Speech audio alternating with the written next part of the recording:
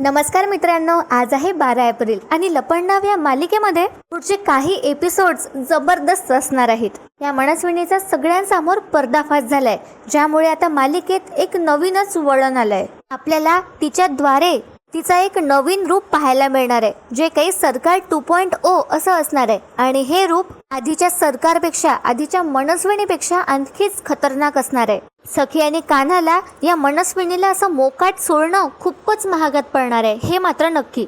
आपल्या सगळ्यांना माहिती आहे की आता कान्हाने त्याच्या आजीला सगळं काही सांगितलं असतं की कसा मनस्विनीचा कान्हाने पर्दाफाश केलाय सगळ्यांसमोर. किरण या मनस्विनीला गाठणार सुद्धा होता, पण ही मनस्विनी इतकी धूर्त आहे, टाइमवर तिला सगळं कळलं. तिचं लक्ष संजय आणि किरणकडे गेलं आणि त्यानंतर ती तिथून गायब झाली. मला असं हवं होतं, तिने ठरवलं होतं की ते मनस्विनीला खूप तडपवेल, तिला असं सहजासहजी मारून टाकणारच नाही, तर तिला तीड तीड करून मारणार, असं सगळं माझा प्लॅन असतो. पण तसं काहीच होत नाही. त्यामुळे आता कान्हा आणि किरणवर खूपच ओरडतात.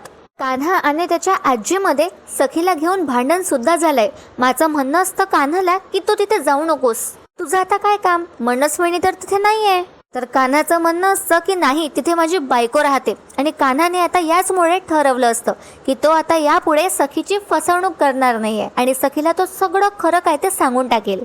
त्याला सल्ला सुद्धा देते की असं करू नकोस, त्याशिवाय तू सखीच्या आयुष्यातून गायब हो, म्हणजे तिच्या आठवणीत कान्हा महाडिक राहील आणि सगळ्यात चांगल्या मेमरीज राहतील. पण जर का तू तुझी खरी ओळख घेऊन तिच्या समोर आलास तर ती मात्र तुला एक्सेप्ट करणार नाही आणि तिला खूप त्रास होणार, जो आयुष्यभरचा त्रास असेल.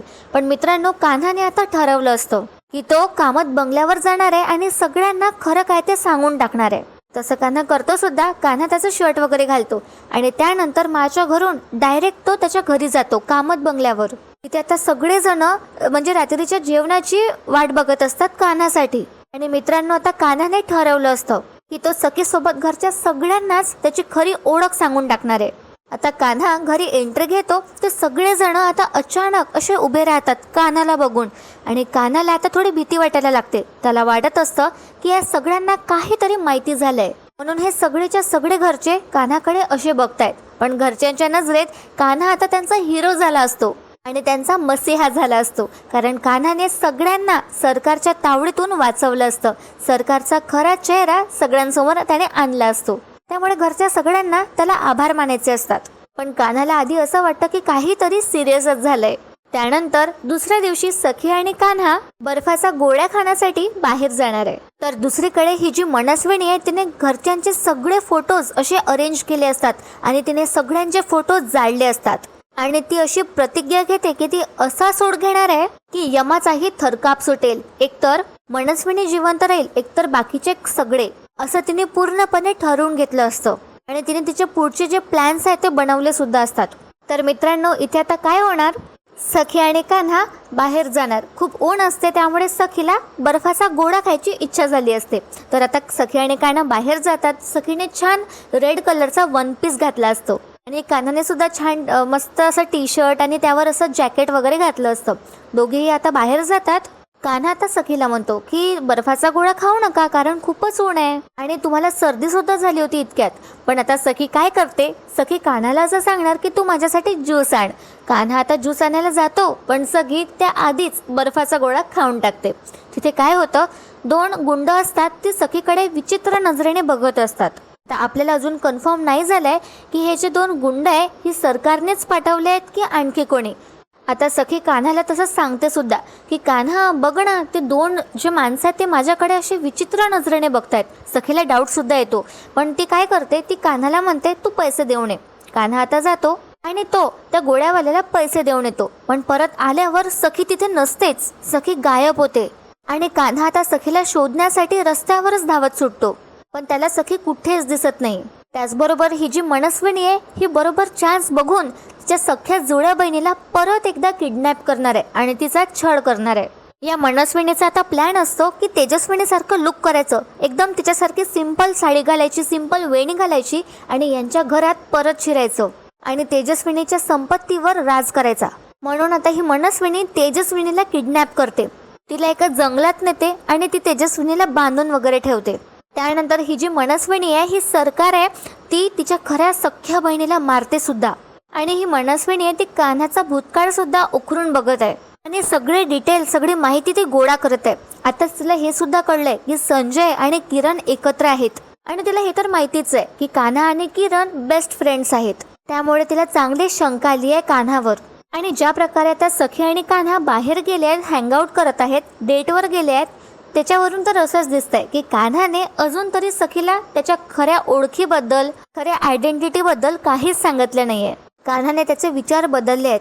कदाचित त्याच्या मनात एक भीती आहे की सखी त्याच्यापासून लांब जाईल. जेव्हा तिला समजेल की कान्हाने किती मोठी फसवणूक केली आहे सखीची, तेव्हा होऊ शकते की सखी काही वेगळंच रिॲक्ट करेल आणि ती असा निर्णय घेईल, एकतर ती कान्हाला डिवोर्स देणार, एकतर त्याच्या लाईफमधून दूर निघून जाणार. आणि या भीतीनेच कदाचित कान्हा गप्प बसलाय. पण मित्रांनो, खूप चान्सेस आहे की ही जी मनस्विनी आहे हिला लवकरच आता कान्हाबद्दल समजणार आणि ती सखीसमोर त्याचं सत्य आणणार, ज्यामुळे सखी कान्हापासून लांब जाईल आणि त्याचा तिरस्कार करेल. पण बघूया मित्रांनो पुढे आणखी काय काय होणार आहे. तर सध्या तरी मनस्विनीचा फोकस कामत बंगल्यावर परत येण्याचा आहे.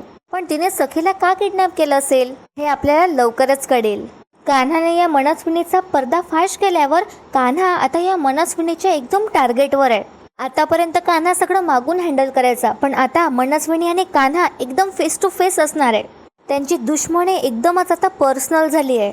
सखी आणि कान्हाची केमिस्ट्री सुद्धा त्याआधी आपल्याला पाहायला मिळणार आहे. जेव्हा सखी आणि कान्हा बाहेर जातात तेव्हा सखी मुद्दामच कान्हाला त्रास देते आणि त्याला म्हणते की ठीक आहे, तू माझ्यासाठी ज्यूस आण मग.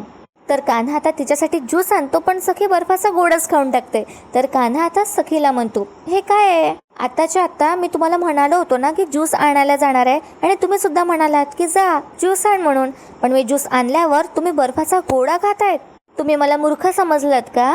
तर सखी सुद्धा त्यावर फणी असं उत्तर देते. सखी आणि कान्हाची केमिस्ट्री तर खूपच छान आहे. त्यांचं असं आहे, तुझं माझं जमेना आणि तुझ्या वाचून करमेना. पण लगेच सखी किडनॅप होते, सखी तिथनं गायब होते आणि कान्हा खूपच अस्वस्थ होतो. आणि जर त्याला हे माहिती झालं की मनस्विनीनेच सखीला किडनॅप केलंय तर तो या मनस्विनीला अजिबात सोडणार नाही, कारण त्याचं सखीवर किती प्रेम आहे हे आपल्याला खूप चांगल्याने माहिती आहे. तर मित्रांनो, तुम्हाला काय वाटतं, या मनस्विनीला मोकाट सोडण्याचं डिसिजन कसं होतं? सखीने हे बरोबर केलंय की सखी आणि कान्हाने हा मूर्खपणाच केलाय? कान्हाने तर ठरवलं होतं की तो तिला गाठणार आणि सरकारला एका खोलीत बंद करून ठेवणार, आणि असं माने सुद्धा ठरवलं असतं की तिला असं एका झटक्यात नाही तर तडपू मारायचं. पण तसलं काहीच होत नाही.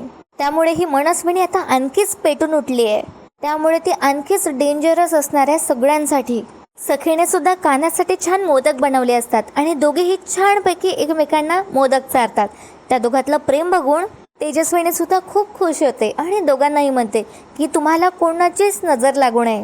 पण मित्रांनो, मनस्विनीच्या डोक्यात वेगळेच प्लॅन्स असतात आणि ती सगळ्यात मोठा खुलासा करणार आहे. ती कान्हाबद्दल सगळं गोळा करते आणि कान्हाचा भूतकाळ ती सखीसमोर आणणार आहे. त्याचबरोबर तेजस्विनीचा लुक घेऊन ते घरात सुद्धा शिरणार आहे. तर मित्रांनो, तुम्हाला काय वाटतं या नवीन ट्रॅकबद्दल? मला कमेंट करून नक्की तुमची मतं कळवा. मालिकेच्या खऱ्या रिव्ह्यूसाठी आपल्या चॅनलला सबस्क्राईब करा आणि आपल्या व्हिडिओला लाईक करायला विसरू नका. तुमचे काही सजेशन्स असतील ते सुद्धा मला तुम्ही कमेंटमध्ये कळवू शकता. व्हिडिओ शेवटपर्यंत पाहण्यासाठी खूप खूप धन्यवाद. भेटूया उद्या एका अशाच धमाकेदार एपिसोडसोबत. आज तर लपंडाव या मालिकेचा एपिसोड नव्हता, पण आपण पुढे काय होणार आहे याचे इन्साइट्स बघितले आणि एपिसोडला डिकोड केलंय. तर तुम्हाला कसा वाटला आजचा रिव्ह्यू हे मला कमेंट करून नक्की कळवा. परत एकदा व्हिडिओ शेवटपर्यंत पाहण्यासाठी खूप खूप धन्यवाद.